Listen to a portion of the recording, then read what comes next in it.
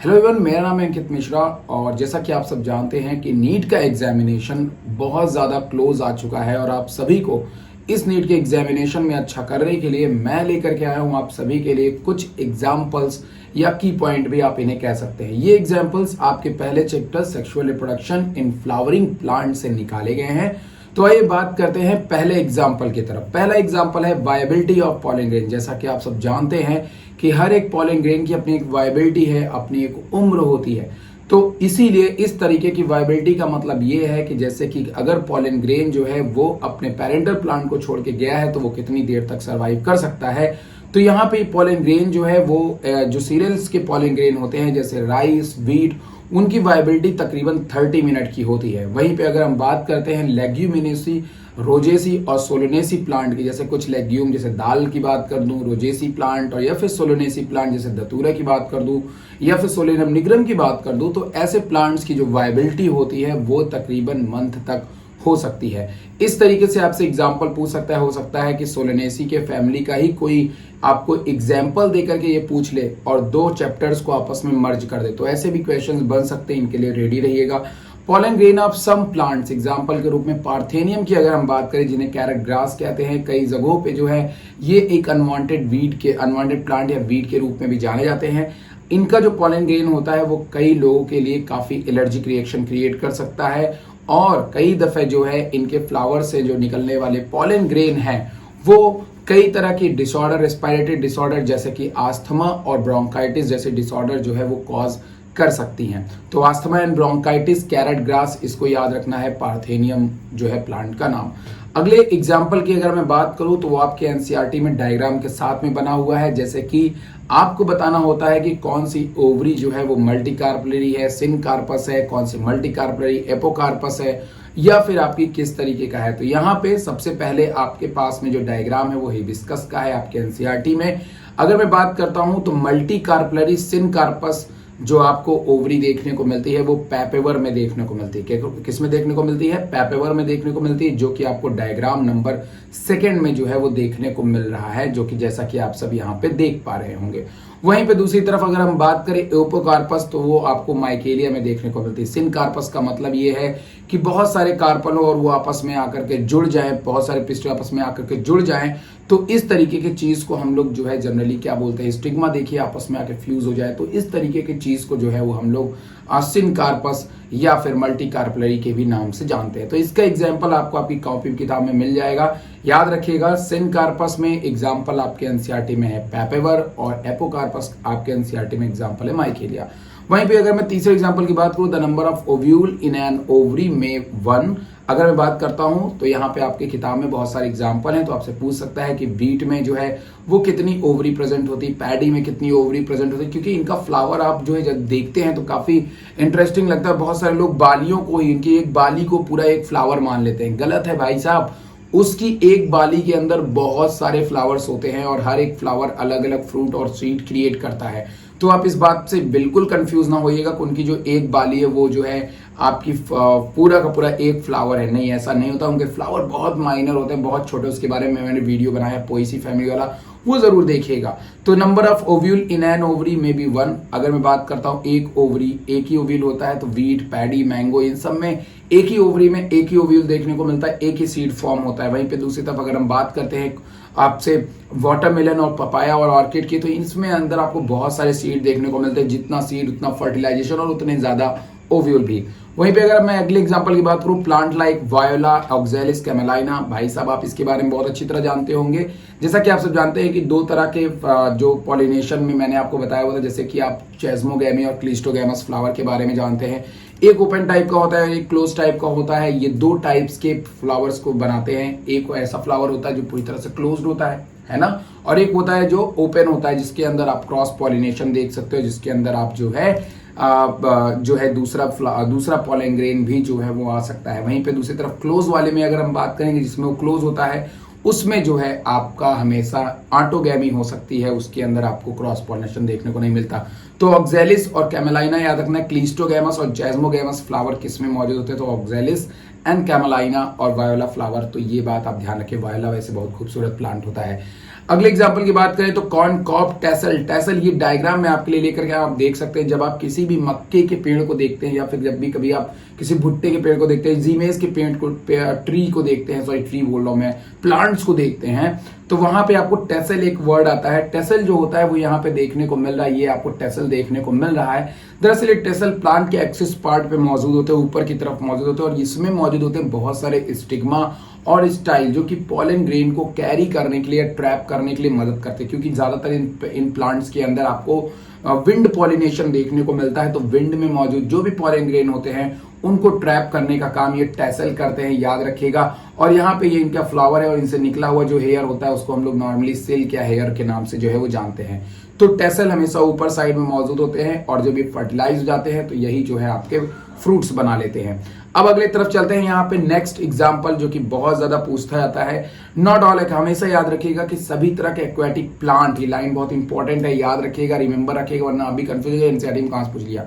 वैसे सब लोग पढ़ते हो, सभी एक्वेटिक प्लांट वाटर पॉलिनेशन नहीं करते हैं। कुछ एक्वेटिक प्लांट ऐसे होते हैं जो कि नॉर्मली आपके विंड पॉलिनेशन या फिर इंसेक्ट पॉलिनेशन को ही ज्यादा बढ़ावा देते हैं। जैसे कि वाटर हाइसिंथ की अगर हम बात कर लें या फिर वाटर लिली की बात कर लें, तो ये सब वो फ्लावर है जो कि जनरली जो है आपके मतलब हाइड्रोफिली नहीं होते हैं। वहीं पे अगर हम बात करते हैं तो flower emerge above the level of water. कुछ फ्लावर ऐसे होते हैं, तो ये वही फ्लावर होते हैं जो कि फ्लावर के ऊपर लेवल पे उगते हैं। जैसे कि आप वाटर लिली को देखें तो वो नीचे नहीं होता है, मतलब वो प्लांट पानी में नहीं होता, पानी के ऊपर सतह पे ही वो उगता है और उसके ऊपर ही फ्लावर्स होते हैं। तो ज्यादातर ये आपके एंटोमोफिली और एनिमोफिली होते हैं, मतलब कि ज्यादातर ये विंड पॉलिनेशन और आपका इंसेक्ट पॉलिनेशन को बढ़ावा देते हैं। वहीं पे दूसरी तरफ मैं बात करता हूं आपसे बगल में मौजूद जो वेलिसनेरिया है। वेलिसनेरिया प्लांट क्या होता है कि जो हिस्सा आप देख रहे हो ना, ये पूरा हिस्सा ग्रीन वाला, ये पूरा पानी में डूबा हुआ रहता है।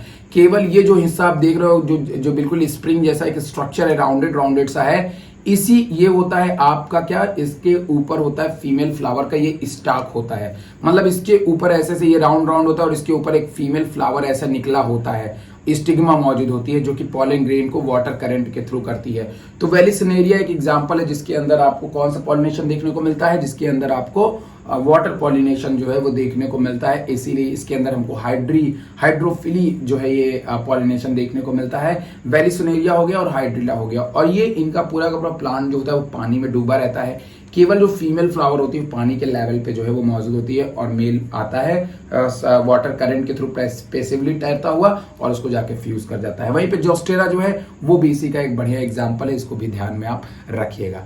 अब मैं आपके सामने एक और फ्लावर लेकर के आऊं जो काफी ज्यादा इंपॉर्टेंट, जैसा कि आप सब जानते हैं टॉलेस्ट फ्लावर है जिसको हम लोग एमोर्फिलस कहते हैं। इसके बारे में थोड़ा सा आप समझिएगा। बहुत सारे लोग समझते हैं कि ये एमोर्फिलस एक फ्लावर है और ये पूरा का पूरा इसी से एक फ्रूट बनेगा। नहीं भाई, ऐसा नहीं होता है। दरअसल ये जो एमोर्फिलस आप देख रहे हो ये एक स्पैडिक्स है। क्या है? स्पैडिक्स है। स्पैडिक्स ग्रुप ऑफ या बंच ऑफ फ्लावर से मिल करके एक स्पैडिक्स बना होता है। अगर आपको इसके फ्लावर को देखना है तो केवल इसके छोटे से हिस्से को मैंने काटा हुआ है, यहाँ पे आप देखिए, और काट करके बगल में डायग्राम जब आप देखेंगे तो इसके अंदर हमें क्या देखने को मिलता है आप देखिए जरा सा। इसके अंदर हमको देखने को मिलते हैं छोटे छोटे से स्टॉक, और ये एक फ्लावर होता है और इनके इस स्टॉक के ऊपर आपको देखने को मिलता है पॉलन ग्रेन। क्या देखने को मिलता है? इसके एक सिंगल स्टॉक के ऊपर पॉलन ग्रेन देखने को मिलता है। और जब यही पॉलन ग्रेन मैच्योर हो जाते हैं तो फिर यही पॉलिनेशन में मदद करते हैं। खैर, इंसेक्ट आता है और यहीं पे इसी एरिया में इंसेक्ट आता है और अपने अंडे देता है, लेकिन जैसे वो अंडे देता है पॉलन उससे लग जाते हैं और फिर पॉलिनेशन होता है, जैसा कि आप सब यक्का फ्लावर के अंदर ऐसा होते हुए जो है वो देखते हैं। ये देखिए यहाँ पे आप देख सकते हैं किस तरह से यक्का फ्लावर के अंदर आपको इंसेक्ट जो है वो देते हुए दिख रहा है अंडे। अब यहाँ पे क्या होता है कि जो इंसेक्ट है वो अंदर की तरफ अंडे दे रहा है लगातार। आप देखिए इनके लोक्यूल्स में, कहां पे? इनके लोक्यूल्स में। लोक्यूल क्या होता है? ओवरी के अंदर एक खाली प्लेस होता है जहां पे ओव्यूल वगैरह का डेवलपमेंट होता है। इसी जगह पे ये क्या काम करता है कि अपने अंडे को देता है और अंडा इसके बढ़ते ओवरी के साथ में डेवलप करता है, लार्वा बनाता है, और बदले में ये तो हो गया इस इंसेक्ट का रिवॉर्ड। तो याद रखिएगा ज्यादातर जो प्लांट होते हैं वो रिवॉर्ड के रूप में नेक्टर और पॉलन देते हैं, बट यहाँ पे जो प्लांट है रिवॉर्ड के रूप में एक प्लेस एग को प्रोवाइड कर रहा है ताकि उनके एग का डेवलपमेंट हो जाए। बदले में काम क्या लेता है फ्लावर? बदले में फ्लावर काम लेता है कि भैया तुम मेरा पॉलिनेशन जो है वो ज्यादातर करा दो। तो इसीलिए अमोर्फिलस और यक्का फ्लावर को आप कभी ना भूलिएगा, ये बहुत इंपॉर्टेंट एग्जांपल हो जाता है। इन डायोसियस प्लांट पपाया की बात करें, male and female flower are present on different plant. इसको हम लोग डायोसी के नाम से जानते हैं। जैसा कि आप जानते हैं पपाया प्लांट के एक एग्जाम्पल क्या था, पपाया एक ऐसा प्लांट होता है जो कि डायोसिस होता है, जिसमें मेल अलग होता है और फीमेल जो फ्लावर या प्लांट होता है वो अलग होता है। दिस प्रिवेंट बोथ ऑटोगैमी और गिटनोगैमी। इसके अंदर आपको सेल्फ पॉलिनेशन देखने को नहीं मिलता है। वहीं पे अगर हम बात करते हैं जो बहुत ज्यादा इंपॉर्टेंट बोर्ड एग्जाम में भी आया है और कंपटीशन में भी आया है, इस वाले रीजन से बहुत क्वेश्चन आते हैं। नॉन एल्बुमिनस सीड क्या होते हैं? नॉन एल्बुमिनस सीड वो होते हैं जिसके अंदर आपको केवल एंडोस्पर्म और जाइगोट देखने को मिलेगा, वो आपके नॉन एल्बुमिनस सीड हो गए। जैसे मान लो कोई सीड है, इसमें मान लो ये हो गया आपका जाइगोट और ये हो गया आपका एंडोस्पर्म।